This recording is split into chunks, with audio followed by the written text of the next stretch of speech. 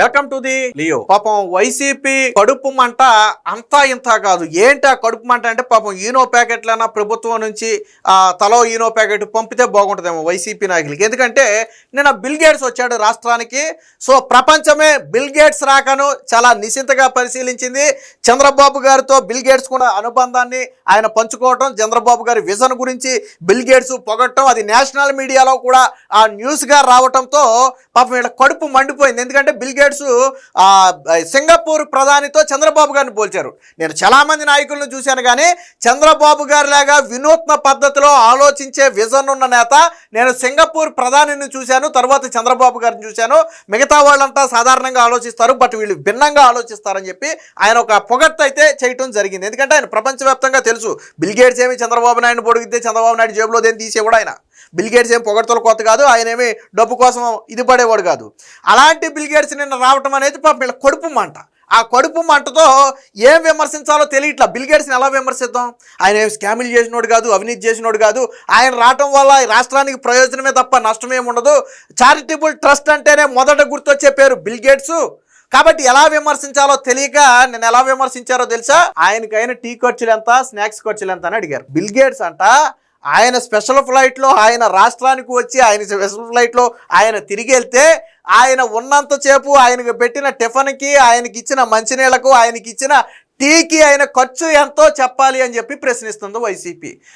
నాకు ఆ మాటలను కానీ నాకు అంటే వీళ్ళ అజ్ఞానానికి నవ్వాలో లేకపోతే ఇది చూసి ఏంట్రా ఇలా తయారయ్యారు, రాష్ట్రాన్ని ఇలా తయారు చేశారని బాధపడాలో అర్థం కాల.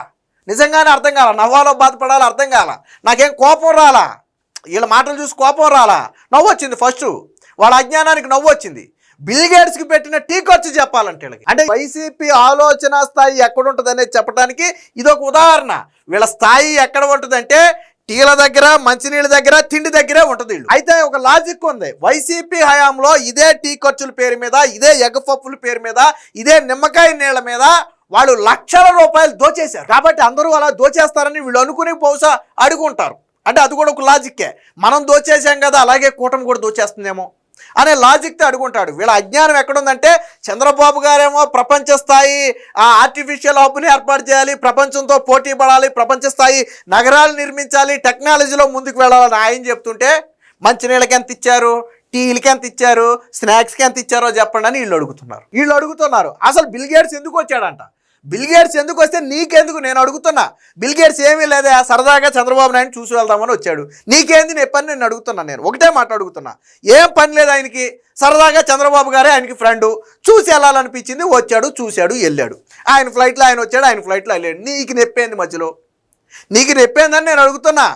ఆయన ఎందుకు వచ్చాడో నీకు చెప్పాలా? కనీసం పొద్దున్నే లేచి పాసిమోహం కడుక్కోగానే పేపర్ చూసి అలవాటు ఉంటే ఆయన ఎందుకు వచ్చాడు అర్థమవుతుంది. ఎందుకంటే పేపర్లు అన్నీ రాశాయి. మన అవినీతి పత్రిక చూస్తే ఏం కనపడద్దు అందులో? మన అవినీతి పత్రికలో ఏం రాయరు. అవినీతి పత్రికలో బిల్ గేట్స్ చంద్రబాబు నాయుడు పొగిడింది రాయరు. అవినీతి పత్రికలో మన బిల్ గేట్స్తో చంద్రబాబు గారి విజన్ గురించి చెప్పింది రాయరు. ఆయన ఏ ప్రోగ్రాం గురించి వచ్చాడో రాయరు. దేంట్లో రాస్తారు? ఇతర పేపర్లు అయ్యాయనో చూస్తే, అట్లీస్ట్ జాతీయ మీడియాను చూస్తే మనకు తెలుస్తుంది. పాసిమోహన్ లేచిన తర్వాత కనీసం మొహం కూడా కడుక్కోకుండా మీడియా ముందుకు వచ్చి మాట్లాడితే ఇలాగే ఉంటుంది. మొహమాన కడుక్కున్నాడు లేదో నాకు డౌటే. ఏంటి ఈయన మాట్లాడితే ఒకసారి దరిద్రం ఏంటంటే ఇతని పేరు కూడా సుధాకర్ బాబు అంట. నా పేరు పెట్టుకుని ఇలాంటి మాటలు మాట్లాడుతుంటే నాకు కూడా కొద్దిగా బాధగా అనిపించింది. ఒకసారి వినండి. చెప్పు నాయన. అది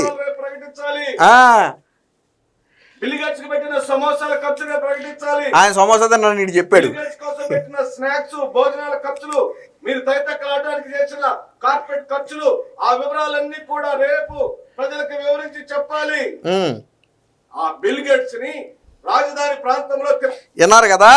బిల్ గేట్స్కి ఇచ్చిన సమోసాలు ఖర్చు అంటే మరి సమోసా తిన్నాడని మరి ఈయనకి ఎవరు చెప్పారో నాకైతే అర్థం కాలేదు. కానీ అంటే మనకి ఎక్కడో విజువల్స్లో కూడా ఆయన ఏమి తిన్నట్టు తాగినట్టు కనపడాలి. సరే ఆఫ్రికా అదంతా వేరే విషయం. ఆయన సమోసాలు ఖర్చు అంట. ఒక మనిషి సమోసాలు తింటే ఎంత అవుద్దండి? ఎంత అవుద్ది? నువ్వు బుర్రా బుద్ధి ఉన్నాడు అయితే నువ్వు లెక్కేసుకోవచ్చు కదా. దానికి లెక్కలు అడగటం ఎందుకు? ఒక సమోసా 10 రూపాయలు వేసుకో, లేదు మంచి సమోసా 20 రూపాయలు వేసుకో, 50 రూపాయలు వేసుకో, 2 సమోసాలు తిని ఉంటాడు ఆయన. ఆయనతో పాటు వచ్చిన వాళ్ళు తింటే ఒక 100 రూపాయలు అయి ఉంటుంది, 200 రూపాయలు అయి ఉంటుంది. ఆయన మహా తాగితే రోజు మొత్తం మీద 2 వాటర్ బాటిల్ తాగి ఉంటాడు. నాకు తెలిసి ఆయన వాటర్ ఆయనే తెచ్చుకుని ఉంటాడని నేను అనుకుంటున్నా. ఎందుకంటే వాళ్ళు దేశం మొత్తం, ప్రపంచం మొత్తం తిరుగుతారు కాబట్టి మేబీ క్యారీ చేస్తారని నేను అనుకుంటున్నా. ఇంకా టీ ఖర్చు ఆయన తాగాడో లేదో కూడా మనకు తెలియదు, అసలు ఆయన టీ తాగుతాడో లేదో కూడా తెలియదు. ఒక టీ ఖర్చు ఎంత ఉంటుంది? 20 రూపాయలు ఉంటుంది, 30 రూపాయలు ఉంటుంది. కాస్ట్లీ టీ ఇస్తే 50 రూపాయలు ఉంటుంది, 100 రూపాయలు ఉంటుంది. వీళ్ళకి ఈ ఖర్చులు చెప్పాలంట. సిగ్గు శరం ఉందా? వేల కోట్ల రూపాయలు ట్రస్టుల ద్వారా, సేవా సంస్థల ద్వారా ప్రజలకు సేవ చేసే ఒక బిల్ గేట్స్ లాంటి గేట్స్ ఫౌండేషన్ చైర్మన్ వస్తే ఆయన తాగిన టీ లెక్కలు, మంచినీళ్ళ లెక్కలు అడగటానికి బుద్ధి జ్ఞానం ఏమైనా ఉందా అని నేను అడుగుతున్నా. సిగ్గు శరం ఏమైనా ఉందా మీ బ్రతుకని నేను అడుగుతున్నా. ఆయన ఏమో తిండి తింటాకి లేక ఆంధ్రప్రదేశ్ వచ్చాడా? ఆయన ఛాయ్ తాగడానికి, సమోసా తినడానికి గతి లేక ఆంధ్రప్రదేశ్ వచ్చాడా? అందుకని ఆ లెక్కలు మీకు చెప్పాలా? మనం బ్రతుకుతున్నామా? ప్రజల్లోనే బ్రతుకుతున్నామా? నీకు కడుపు మంటుంటే ఈనో ప్యాకెట్ తాగి పడుకో. వేల కోట్లకు అధిపతి, ప్రపంచ కుబేరుల్లో ఒకడైనటువంటి వ్యక్తి మన ఆంధ్రప్రదేశ్కు టీలు తాగటానికి, స్నాక్స్ తినడానికి వచ్చాడా? సిగ్గు శరం ఉంది అసలు మాట్లాడటానికి? ఆ ఖర్చులు అడుగుతారా మీరు? పోనీ బిల్ గేట్స్ రావడం వల్ల రాష్ట్రానికి వచ్చింది ఏంటని అడగండి, తప్పులేదు. ఇదిగో బిల్ గేట్స్ రావడం వల్ల మన రాష్ట్రానికి ఏంటి ప్రయోజనం అని అడగండి, తప్పులేదు. ఆయన టీ ఖర్చులు, మంచినీళ్ళ ఖర్చులు, స్నాక్స్ ఖర్చులు అడుగుతారా మీరు? ఇది రాజకీయమా మీ బ్రతుకు? మిమ్మల్ని ప్రజలు రాజకీయ నాయకులు చేసింది. సిగ్గనిపించలేదా మాట్లాడటానికి? ఇంకా ఏం మాట్లాడాడేనండి? తిప్పడం ద్వారా నా రాష్ట్ర ప్రయోజనాలకు ఏం సమకూర్చి పెట్టారో, ఏం అనుకూర్చి పెట్టారో వివరాలు చెప్పమని అడుగుతున్నాం. ఎందుకు రావాలి బిల్ గేట్స్? ఇప్పుడు ఏ పని మీద వచ్చాడు? ఆయన వచ్చిన ద్వారా ఈ రాష్ట్రానికి జరుగుతున్న మేళ్ళు ఏమిటి? ఏం ప్రాజెక్ట్ వచ్చింది? ఏం టెక్నాలజీని తీసుకొచ్చాడు ఆయన? ఆ టెక్నాలజీ ద్వారా ఈ ఆంధ్ర రాష్ట్ర ప్రజలకు ఏం మేలు జరుగుతుందో దయచేసి సవివరంగా చెప్పమని అడుగుతున్నాం. సరే, ఆయన ఏమి టెక్నాలజీ తీసుకురాలేదయ్యా. ఆయన ఏమి ఆంధ్రప్రదేశ్కి ఇవ్వలేదు. ఆయన వచ్చి చంద్రబాబు నాయుడిని చూసి వెళ్ళాడు. నీకు వచ్చిన నొప్పేంటని నేను అడుగుతున్నా, చెప్పు. నీకు వచ్చిన నొప్పేంటి? నిన్ను పంపించి మాట్లాడమని బెంగళూరు ప్యాలెస్లో పడుకున్న జగన్మోహన్ రెడ్డికి వచ్చిన నొప్పేంటి? మీ వైసీపీ నాయకులకు వచ్చిన నొప్పేంటి? ఆయన ఏమీ ఇవ్వలా, వచ్చాడు చంద్రబాబు నాయుడు చూశాడు వెళ్ళాడు. నీకు వచ్చిన నొప్పేంది నేను అడుగుతున్నా. నువ్వు అడుగుతున్నావు కదా ఏం వచ్చిందని. నేను అందుకే చెప్పింది, పొద్దునే మొహం కడుక్కుని మన అవినీతి పత్రికను పక్కన పడేసి ఏదైనా ఒక పేపర్ చూస్తే ఆయన నేను రావటం వల్ల ఏం ఒరిగింది, ఎందులో ఆయన భాగస్వామిగా మన ఆంధ్రప్రదేశ్లో ఉన్నాడు, అసలు ఏ రంగంలో ఆంధ్రప్రదేశ్తో ఆయన టైఅప్ అయ్యాడు అనేది మనకు తెలుస్తుంది. మన అవినీతి పత్రికను ముందేసుకుంటే ఏం తెలుస్తుంది? మన అవినీతి పత్రికను ముందేసుకుంటే ఏం తెలుస్తుంది? తెలీదు. ఈ నిమ్మకాయ నీళ్ళు మాట్లాడావు కదా నువ్వు, నీళ్ల ఖర్చుల గురించి.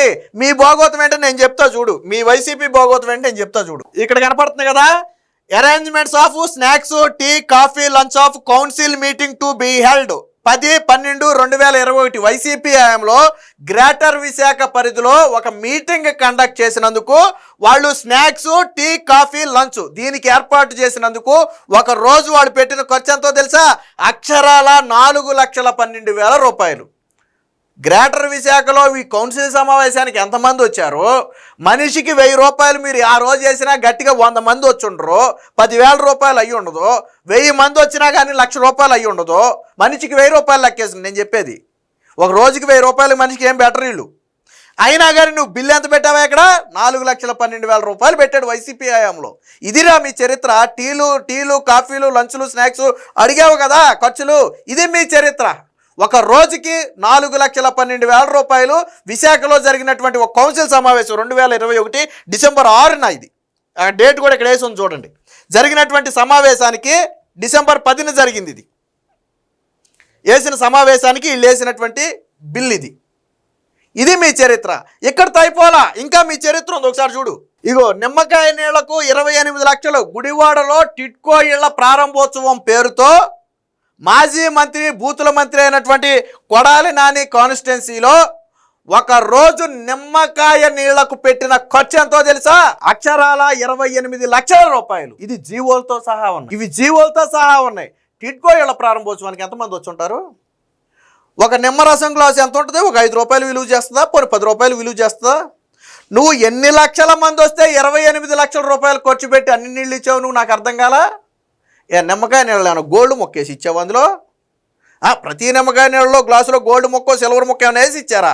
వేసి ఇచ్చిన అంత ఖర్చు అవ్వకపోనేమో ఆ రోజులున్న లెక్క ప్రకారం. గోల్డ్ ఒక్కొక్క గ్లాసులో ఒక గోల్డ్ మొక్క వేసి ఇచ్చినా అంత ఖర్చు అవ్వకపోనేమో. ఇదిరా మీ చరిత్ర. నేను దీని ఇంకోటి కూడా ఉంది, దీని ఆధారం చూపిస్తా. ఇదేదో నేనేదో సరదాగా చెప్పింది కాదు. ఇక్కడ చూడండి, నిమ్మకాయ నీళ్ళకి 28 లక్షలు నవ్విపోదురు కదా నాకేంటి సిగ్గని. గతంలో టిట్కో కాలనీ ప్రారంభోత్సవ సభలో నిమ్మకాయ నీళ్లు సరఫరా చేశారు. దీనికి ఎంత బిల్లు చేసుకున్నారో తెలుసా? అక్షరాల 28 లక్షల రూపాయలు. అలాగే పేదలకు ఇవ్వాల్సిన టిట్కో ఇళ్లను నాటి వైకాపా నాయకులు ఎంత కమ్ముకున్నారో తెలుసా? ఒక్కో ఇంటిని 3 నుంచి 4 లక్షలకు. అంతేకాదు ఫోర్జరీ సంతకాలతో ఒక 70 లక్షల రూపాయలు కొట్టేసేందుకు కూడా ఎత్తిగడలు వేశారు. సరే, మిగతాయని పక్కన పెడితే నిమ్మకాయ నీళ్ళకి 28 లక్షలు ఖర్చు పెట్టారు. ఇది మీ చరిత్ర, ఇది మీ వైసీపీ పార్టీ చరిత్ర. అందుకే ఇలా భయం. ఇలా భయం ఏంటంటే, మన హయాంలోనేమో టీ కాఫీలకే 4 లక్షల రూపాయలు బిల్లు పెట్టాము ఒక పూట. గట్టిగా 100 మంది రాని సమావేశానికి, గట్టిగా 1000 మంది కూడా లేని ఈ టిట్కో ఇళ్ల ప్రారంభోత్సవ కార్యక్రమాలకేమో 28 లక్షల బిల్లు పెట్టాం. కాబట్టి నిన్న బిల్ గేట్స్ వస్తే వాళ్ళు కూడా ఆ స్థాయిలో ఏమన్నా 30-40 లక్షలు బిల్లు ఏమన్నా పెట్టుకున్నారేమోనని చెప్పి ఇలా బాధ అయి ఉంటుంది. బిల్ గేట్స్ నిన్న మొత్తం పర్యటనకి రాష్ట్ర ప్రభుత్వం ఆయన తినడానికి తాగడానికి ఒక 1000 రూపాయలు కూడా ఖర్చు పెట్టి ఉండదు నాకు తెలిసి. మనం తిన్నాం కాబట్టి వాళ్ళు కూడా తింటారనే భ్రమల్లో వీళ్ళు బ్రతుకుతున్నారు. సిగ్గు శరం లేకుండా వేల కోట్ల రూపాయలకి అధిపతి, ప్రపంచ కుబేరుల్లో ఒకడు. ఆయన దానం చేసిందే లక్షల కోట్ల రూపాయలు దానం చేశాడు ఆయన. అలాంటి వ్యక్తిని పట్టుకుని ఎంత తింటాకు వచ్చారు, ఏం తాగటాకు వచ్చారని అడుగుతారా? సిగ్గనిపించలేదా మీకు బ్రతుక్కి? వైసీపీ నాయకులు బ్రతుక్కి సిగ్గనిపించలేదా? ఇదే వీళ్ళ నీచమైనటువంటి చరిత్ర. అంటే కడుపు మంట. నిన్న బిల్ గేట్స్ రావటం, చంద్రబాబు గారిని పొగడటం వీళ్ళకి కడుపు మంట. అది జాతీయ మీడియాలో వచ్చేటప్పటికి కడుపు మంట పెరిగింది. అదే మీరు నేను చెప్తే ఏమనుకుంటారు? వీళ్ళు డబ్బా కొడతారు చంద్రబాబుకి అనుకుంటారు. బిల్ గేట్స్ లాంటి వ్యక్తి చెప్తే దాన్ని డబ్బా అనలేరు వీళ్ళు. ఆల్రెడీ ఉదయం కూడా మాట్లాడుకున్నాం. పేటీఎం జర్నలిస్ట్ సాయి ఎంత నీచమైన వ్యాఖ్యలు చేశాడు. దేశద్రోహి లాంటి పెద్ద పెద్ద పదాలు వాడాడు. ఎవరి మీద? బిల్ గేట్స్ మీద. రాక్షసుడు అని చెప్పి, పిశాచి అనేదో పీడించుకు తింటున్నాడు అని చెప్పి కొన్ని పదాలు వాడాడు. ఎందుకు వీళ్ళకి అంత కడుపు మాట? బిల్ గేట్స్ మీద ఎందుకు అంత కడుపు మాట? ఇప్పుడేమో ఈ సుధాకర్ బాబు అనే వ్యక్తిని పంపి మీ టీలకి ఎంత అయింది, మంచినీళ్ళకి ఎంత అయింది, సమోసాలకి ఎంత అయిందని అడుగుతున్నారు. అంటే వైసీపీ ఎక్కడ ఆగిపోయిందనేది చెప్పడానికి ఇది ఒక ఉదాహరణ. వాళ్ళ ఆలోచన స్థాయి ఆ సమోసాల దగ్గర, ఆ టీల దగ్గర ఆగిపోద్ది. అంతకు మించి వెళ్తా పైకి. చంద్రబాబు గారేమో ప్రపంచ పటంలో ఆంధ్రప్రదేశ్ని పెట్టాలని ఆయన చూస్తుంటే వీళ్ళు మంచినీళ్ళ దగ్గర, సమోసాల దగ్గర ఆగిపోయింది ఇలా బ్రతుకు. ఇలా బ్రతుకంతా కూడా అంతే, అదే అలా బ్రతుకు. ఇప్పటికైనా సిగ్గు శరం తెచ్చుకోండి. మాట్లాడేటప్పుడు ఎవరి గురించి మాట్లాడటం, ఏ వ్యక్తి వచ్చాడు, వేల కోట్లకు అధిపతి, లక్షల కోట్లకు అధిపతి ఆంధ్రప్రదేశ్లో టీ తాగి సమోసాలు తింటాకొస్తాడా? బుద్ధి జ్ఞానం లేదా మాట్లాడటానికి?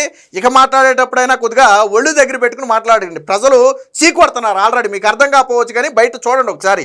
మీవాడు మాట్లాడిన మాటలకు ప్రజలు ఏ రకంగా చీకొడుతున్నారో అర్థం చేసుకోండి. ఇక నుంచి అయినా రాజకీయం చేయండి. దానికి ఒక పద్ధతి పాడు ఏడుస్తుంది. అంతేగాని ఇలాంటి రాజకీయం చేస్తే ప్రజలే మళ్ళీ మిమ్మల్ని చీకొట్టి వచ్చే ఎన్నికల్లో ఈ 11 సీట్లు కూడా రాను. Please subscribe to Leo news for more videos.